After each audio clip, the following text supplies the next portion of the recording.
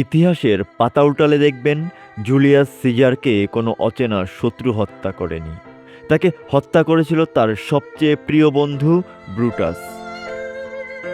আমরা অন্ধকার গলিতে অপরিচিত মানুষকে দেখে ভয় পাই, কিন্তু জীবনের সবচেয়ে বড় আঘাতগুলো আসে আলো ঝলমলে ঘরে আমাদের পাশে বসে ডিনার করা মানুষগুলোর কাছ থেকে। কেন জানেন? কারণ ঈর্ষা।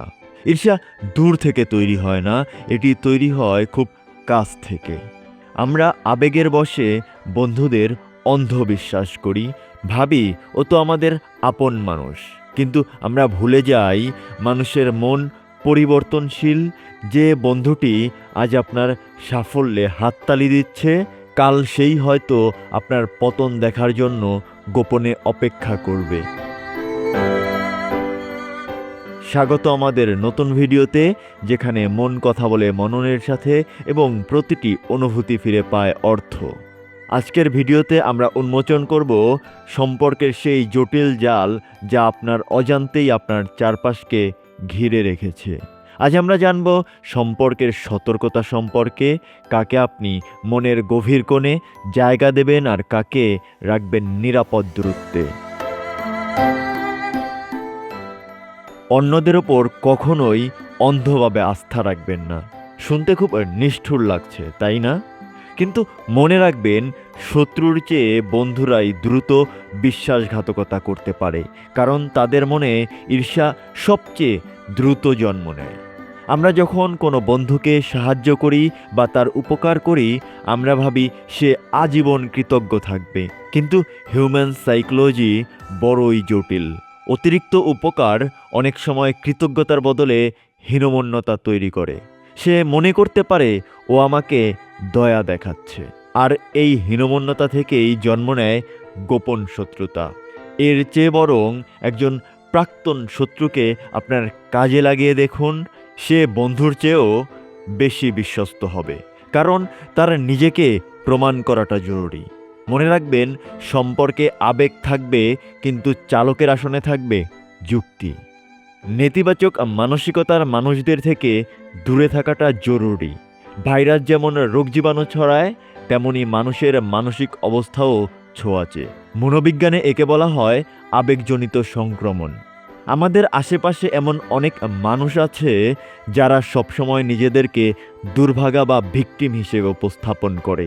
আমার সাথেই এমন হয়, আমার কপালটাই খারাপ, এই ধরনের কথা বলে তারা আপনার সহানুভূতি আদায় করে। আপনি হয়তো ভাবছেন আপনি তাদের সাহায্য করছেন, কিন্তু বাস্তবতা হলো আপনি নিজের জন্যে দুর্যোগ ডেকে আনছেন। নেতিবাচকতা, আলস্য এবং হতাশা এগুলো বাতাসের মতো ছড়ায়। মনে রাখবেন, এক ঝুড়ি সতেজ আপেলের মাঝে যদি একটি পচা আপেল রেখে দেওয়া হয়, তবে ভালো আপেলগুলো মিলে পচা আপেলটিকে ভালো করতে পারে না, বরং সেই একটি পচা আপেলই তার সংস্পর্শে থাকা সব ভালো আপেলগুলিকে নষ্ট করে ফেলে। তাই মানসিক শান্তি বাঁচাতে নেতিবাচক মানুষদের থেকে নিরাপদ দূরত্ব বজায় রাখুন। কিন্তু প্রশ্ন হলো, মানুষ চিনবেন কিভাবে? সরাসরি জিজ্ঞাসা করবেন? একদমই না। মানুষ কখনোই নিজের আসল রূপ মুখে বলে না। এখানে আপনাকে একটু কৌশলী হতে হবে। ভান করুন বন্ধুর মতো, কিন্তু কাজ করুন গুপ্তচরের মতো। এর মানে এই নয় যে আপনি অন্য কারো ফোন চেক করবেন। এর মানে হলো পর্যবেক্ষণ করা। মানুষকে কথা বলতে দিন, তাদের প্রশ্ন করুন, কিন্তু প্রশ্নের উদ্দেশ্য গোপন রাখুন। ধরুন আপনি জানতে চান আপনার পাশের মানুষটা বিশ্বস্ত কিনা। তাকে সরাসরি জিজ্ঞাসা না করে অন্য কারো গোপন বিষয় বা স্ক্যান্ডাল নিয়ে জিজ্ঞাসা করুন। তারপর দেখুন তার প্রতিক্রিয়া কী। সে কি উৎসাহ নিয়ে অন্যের গোপন বিষয়টি বলে দিচ্ছে, নাকি বিষয়টা এড়িয়ে যাচ্ছে?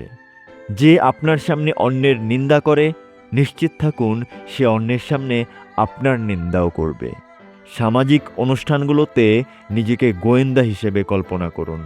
হাসুন, গল্প করুন, কিন্তু আপনার চোখ এবং কান খোলা রাখুন, কারণ শব্দ আপনাকে বিভ্রান্ত করতে পারে, কিন্তু মানুষের আচরণের প্যাটার্ন কখনোই মিথ্যা বলতে পারে না। বাঘের পিঠে চড়া আর বিড়ালের সাথে খেলা করার মধ্যে পার্থক্য আছে। দুনিয়ার সব মানুষ এক মানসিকতার নয়। সবাই আপনার কৌশলে একইভাবে সাড়া দেবে না। অনেক মানুষ আছে যারা ভেড়ার চামড়া গায়ে দেওয়া নেকড়ে। আপনি হয়তো ভাবছেন সে নিরীহ, তাই তার সাথে একটু চালাকি করলেন, কিন্তু সাবধান, ভুল মানুষকে কখনো রাগাবেন না। এমন অনেক মানুষ আছে যারা অপমান বা প্রতারণা কখনোই ভুলে না। তারা জনমভর প্রতিশোধের রাস্তা খোঁজে।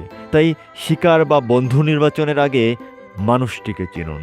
তার ইগো কতটা বড়, তার ক্ষমতা কতটুকু, তা না জেনে সাপের গর্তে হাত দেবেন না। সম্পর্ক গড়ার আগে মানুষটির সাইকোলজিক্যাল প্রোফাইল বোঝার চেষ্টা করুন। পরিশেষে একটা কথাই বলবো, আমরা একা থাকতে ভয় পাই বলে ভুল মানুষকেও জীবনে আঁকড়ে ধরি। কিন্তু ভুল মানুষের ভিড়ে হারিয়ে যাওয়ার চেয়ে একা থাকাটা অনেক বেশি নিরাপদ, অনেক বেশি মর্যাদাপূর্ণ। সম্পর্ক বা বন্ধুত্ব এগুলো জীবনের সুন্দরতম অংশ, কিন্তু এগুলো হতে হবে খাঁটি এবং যৌক্তিক। আজ থেকে মানুষকে শুধু মন দিয়ে নয়, মস্তিষ্ক দিয়ে বিচার করতে শিখুন, কারণ দিন শেষে আপনার আত্মরক্ষার দায়িত্ব একান্তই আপনার। আপনার জীবনে কি এমন কোনো ফেক বন্ধু ছিল যাকে আপনি অনেক পরে চিনতে পেরেছিলেন? কমেন্টে জানান, তাহলে অন্যরাও সতর্ক হতে পারবে। পরের ভিডিওতে আমরা কথা বলবো কারোর সাথে তর্ক না করে কিভাবে মানুষের মন জয় করা যায় তা নিয়ে। দেখা হচ্ছে পরবর্তী ভিডিওতে খুব শীঘ্রই। ধন্যবাদ।